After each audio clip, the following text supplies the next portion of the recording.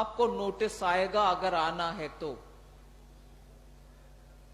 अगर वो DIN document identification number के साथ नहीं आता है, आप उसको कूड़े में डाल सकती हो, क्योंकि कोई एक्शन आपके ऊपर नहीं होगा।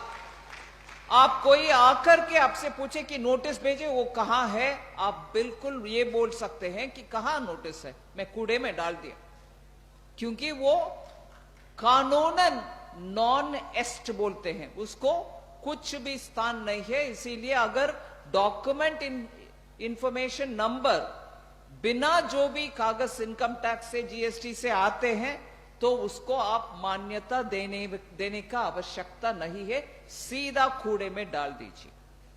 इसलिए कोई टैक्स अधिकारी आपके सामने आकर के उनके मनमर्जी कागज दे नहीं सकते। नोटिस का मतलब सेंट्रल कंप्यूटर में रजिस्टर होना है और उसमें जो विवरण है उसी के अनुसार ही उनके कार्यवाही चलना चाहिए। ये नहीं है कि वो हाथ में दिए हुए नोटिस में 1000 लिखा है, बाद में आपसे 5000 ले रहे हैं, ऐसा नहीं हो सकता है अभी। सो वो एक चीज है। दूसरा, अगर नोटिस आते हैं DIN के साथ भी, 30 दिन के अंदर इसका सॉल्यूशन निकालना चाहिए।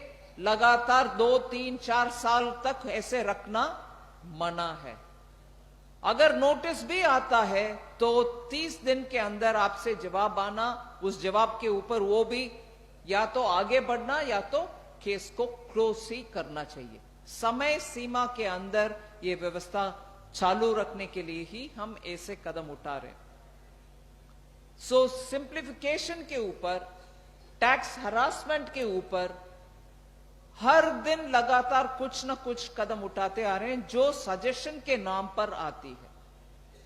मैं परसों जयपुर में थी, ये हमारे सिटीजनशिप अमेंडमेंट बिल के विस्तारक रूप से सब लोग से मिलने के लिए गई थी। उस समय भी एक टैक्स असेसमेंट करने वाले ये सब आकर मिले, धन्यवाद कहने के लिए कि सुझाव सुनने के लिए आप तैयार है। और उसमें एक ऐसे भी GST का छोटे बिजनेसमैन के लिए काम मदद करने वाले युवा आकर के हमसे थैंक यू करके गए, सिर्फ ये बोलने के लिए। उस कमेटी में मुझे भी शामिल किया आपने, मुझे क्षमा के साथ आपके सामने बोलना चाहती हूं, मुझे याद भी नहीं था उनको मैंने डाला, मगर जरूर डाला